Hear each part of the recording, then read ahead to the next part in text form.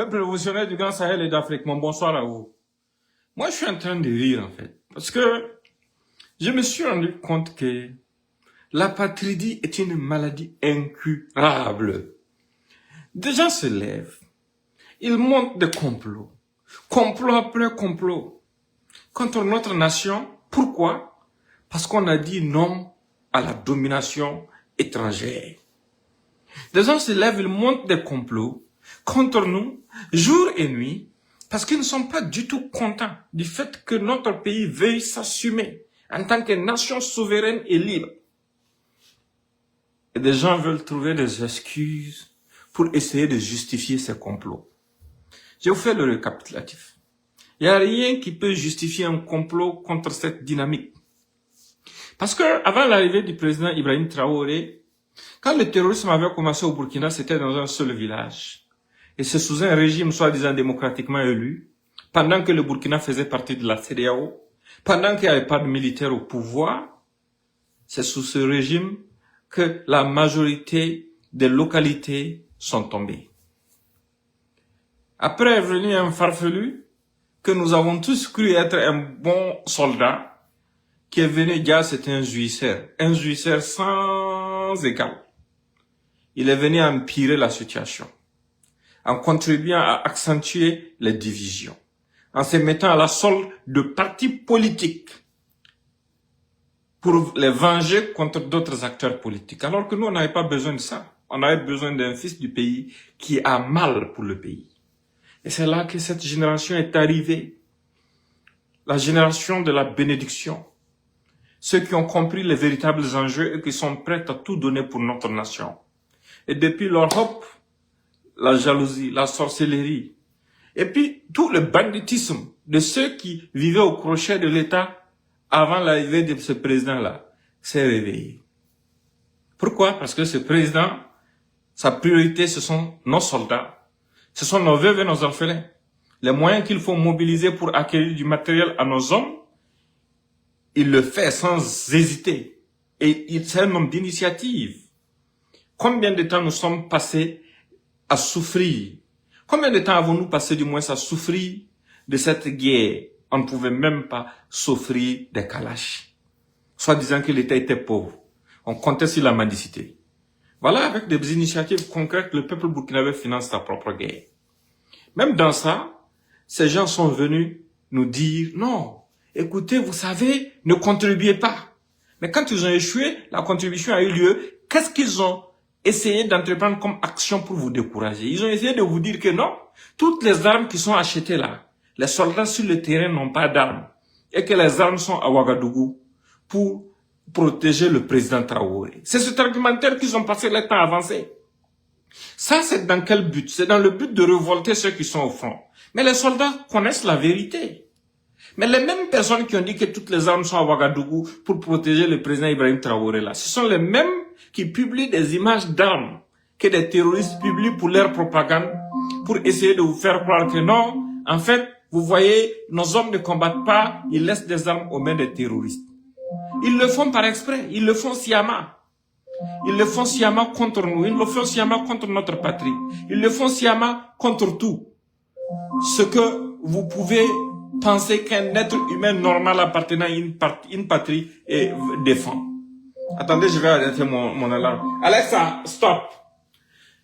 Donc, vous voyez, en fait, c'est cette perfidie-là qu'il faut déjouer. C'est contre ça que nous sommes en train de lutter. Parce qu'ils pensent qu'ils sont plus intelligents que nous. Parce que pour eux, l'objectif, c'est quoi? C'est de créer un chaos généralisé. Mais des gens qui nous disent ouvertement que...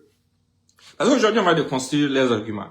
Ils vous disent que nos forces de défense et de sécurité, nos VDP, tous ensemble là, ils ne tiennent pas devant les terroristes. Ils reconnaissent que nos hommes sont armés. Parce que c'est eux-mêmes qui montrent des quantités astronomiques d'armes que les terroristes présentent pour leur propagande pour vous dire que ça a été pris des mains de nos hommes. C'est ce qu'ils vous disent. Armes comme munitions. Ils disent que ça a été pris des mains de nos hommes. Donc, ils reconnaissent que nos hommes sont armés. Ils reconnaissent que nos hommes sont armés, d'accord? Mais malgré ça, ils disent que toutes nos forces de défense et de sécurité, nos VDP ensemble là, n'arrivent pas à tenir. Alors que c'est pas que les gens n'arrivent pas à tenir. Il y a de la traîtrise. Je vous donne un exemple concret. Repartez et vérifiez. Le proxénète qui est basé à Abidjan, le farfelu de Omar Koulibaly, entre-temps, il avait commencé à faire des publications successives sur ces bas pour essayer de dire que les hommes avaient le moral très bas, que la situation était intenable, que c'est rentré ici, c'est sorti ici. Mais pourquoi il le faisait? Pourquoi il le faisait? Il le faisait parce que il y a des gens égarés qui lui donnaient ce genre d'informations en pensant qu'ils étaient en train de céder. Non, mais alors qu'ils ne savent pas que ces gens sont des alliés des terroristes. Mais ça aboutit à quoi? Les terroristes ne sont pas venus attaquer les détachements. Ils sont allés attaquer les détachements. Parce que quand tu fais ça au front, quand tu montres une preuve de faiblesse, tu invites l'ennemi à t'attaquer. C'est comme ça que ça marche. Nous sommes en guerre et heureusement beaucoup de nos braves soldats l'ont compris, ils se battent bec et ongle pour cette nation. Les mêmes personnes qui disent que nos soldats là ne font rien, ce sont les mêmes qui sortent pour crier, pour dire que non, en fait, telle localité manque de nourriture, il faut un ravitaillement. Souvent quand ils le font là, c'est parce qu'en complicité avec leurs alliés, ils ont préparé, comment dirais-je, une embuscade sur la route qui doit être utilisée pour ravitailler ces localités. Mais ceux qui appellent ou bien qui donnent des informations à ces gens pour qu'ils diffusent leurs cris de cœur là, c'est pas ça qui peut nous sauver. Il faut qu'on fasse attention à nos actes. Il faut qu'on fasse très attention. Et les mêmes sensei, ils vous disent non, vous savez, ne faites pas attention à des Wahins qui sont assis au niveau des ronds-points, machin, voilà. Mais écoutez, ça c'est comme l'indignité, c'est ridicule. Les Wahins, au moins sur le sol du Burkina Faso, même si c'est à Ouagadougou, à Bobo, à Dori ou n'importe où là, ils sont sur le sol du Burkina. Et depuis les ronds-points du Burkina, ils apportent leur soutien au peuple burkinabé. Mais toi qui as traversé les frontières à cause d'une simple réquisition, ou bien pour d'autres raisons, tu t'es auto-exilé. Parce que tu as la somme de vieux bandits qui se sont enrichis en volant l'argent, les ressources du pays et qui ne sont pas satisfaits et qui rêvent un jour de revenir diriger ce pays, même si ça serait en enjambant les corps des gens de ce pays-là. C'est à cause de ça, tu t'es auto-exilé pour faire cette propagande, ce dénigrement contre nos forces. Mais le comble même, c'est que même aucun soldat digne de ce nom ne va jamais oublier c'est quoi. Combien de fois ces gens-là sont sortis pour accuser nos forces de défense et de sécurité d'avoir exécuté des civils? Ils vous disent qu'ils sont contre IB, mais ce sont les hommes qui vont au front qu'ils accusent d'exécuter des civils. Combien de fois ils ont inventé des attaques qui n'ont jamais eu lieu? Combien de fois ils ont accusé nos hommes de toutes sortes de choses? Et je vous l'ai dit et je vous l'ai répété, ces gens n'aiment nos combattants que morts. Quand tu meurs, quand tu tombes pour notre nation, avec bravoure, qu'est-ce qu'ils font? Ils se lèvent, ils commencent à faire une propagande incroyable comme si ils avaient mal. Et ce sont eux qui publient même les corps que les terroristes balancent pour leur propagande. Mais de vous à moi, je vous la repose cette question. Est-ce que un d'entre nous ici présent, quand tu as ton proche, ton frère, ou même un ami qui tombe au front et tu vois l'image de son corps même là, ça ne va pas te perturber? Est-ce que ça va pas te perturber? Est-ce que tu vas oser te permettre de prendre l'image du corps d'un de tes proches pour publier sur les réseaux sociaux? Un de tes proches qui allait donner sa poitrine pour le pays, que ces terroristes ont lâchement assassiné. Est-ce que tu vas avoir le courage de prendre son image pour mettre sur les réseaux sociaux? Pour prouver quoi? Pour prouver quoi? À qui? Mais ceux qui font ça, c'est parce qu'ils n'ont pas mal. Ils s'en fichent. Au début, ils vous disent c'est contre IB qu'ils sont. Après, ils viennent, ils vous disent non, en fait, ils n'ont rien contre IB et ils veulent que les choses changent. En plus, après ça, ils sortent, ils vous disent non, en fait, les soldats là, les VDP là, ils sont en train de tuer des gens. Après, ils viennent, ils vous disent non, c'est la gendarmerie là, qui est de côté, machin. Après, ils viennent, ils vous disent non, il y a des gendarmes qui détournent des primes des agents. Après, ils viennent, ils vous disent non, en fait, c'est le Goumi là, qui n'ont pas ça. Mais en fait, c'est de la manipulation. C'est une perfidie sans nom. Nous sommes en guerre. Des gens se coalisent sur des bases bidons et portent des sandales pour venir nous agresser. Et vous allez laisser des enfants perdus de la République vous faire perdre de vue l'essentiel? Non. Aujourd'hui, l'insurrection qu'il y a eu au Burkina, qui a abouti à cette révolution, a eu lieu pour des raisons précises. Et il passe le temps à répéter en boucle que le président Traoré a dit que non, en 3 mois, il allait résoudre la crise sécuritaire au Burkina. Le président Traoré ne l'a jamais dit. Il a parlé de problèmes de logistique qui pouvaient être résolus en 3 mois. Mais il y a beaucoup de problèmes logistiques qui ont été résolus. Est-ce qu'avant son arrivée, nous, on savait que nous, on avait des drones qui pouvaient venir dans les minutes qui suivent une attaque? On ne le savait pas. On nous avait prévenu avant l'arrivée des îles que non, les hélicoptères ne pouvaient pas voler la nuit pour aller secourir nos hommes. Aujourd'hui, est-ce que c'est question même d'aller secourir la nuit? Qu'est-ce qui n'est pas fourni comme effort? Malgré l'animosité et le travail de bandits que certaines personnes font pour pouvoir mettre notre nation à genoux coûte que coûte. Mais c'est à nous de le savoir. C'est à nous de savoir que ce combat-là, personne ne va le faire à notre place. Et il ne faut pas vous laisser distraire. Il ne faut jamais vous laisser distraire. Parce que tout ce qu'ils sont en train de dire là, ils sont en train de vous mentir. Parce qu'ils veulent, en fait, ils n'ont rien. Ils veulent susciter une division entre nous, peuple de ces pays. Au bénéfice de qui? Au bénéfice du voyou d'Abidjan et de Paris. C'est à leur bénéfice qu'ils veulent coûte que coûte essayer de mettre notre pays à genoux. Ils ne sont jamais fiers de notre nation. Parce que tu ne peux pas dire que tu es fier de notre armée et puis nier toutes les victoires de notre armée. Tu ne peux pas dire que tu es fier de notre armée et puis qualifier les actions de bravoure de notre armée de l'air de dessins animés. Tu ne peux pas dire que tu aimes notre armée et puis passer tes journées à faire la propagande des terroristes. Non, tu n'as jamais aimé notre armée. Si tu te comportes comme ça, tu n'as jamais aimé notre armée. Et après, vous sortez des gens qui complotent. Qui n'a pas entendu l'audio de Bamouni? Mais des gens qui complotent ouvertement, qui veulent tendre des embuscades à d'autres Burkinabés. Des gens qui complotent et qui disent clairement que non, ce qu'il y a, il faut créer l'insécurité en ville. Des gens qui complotent ouvertement contre nos nations. Qui n'a pas entendu l'audio qui n'a pas suivi la vidéo de l'autre là, du commandant Kinda. Ce sont ces gens de comploteurs qui se retrouvent dans la merde et qui sont emprisonnés.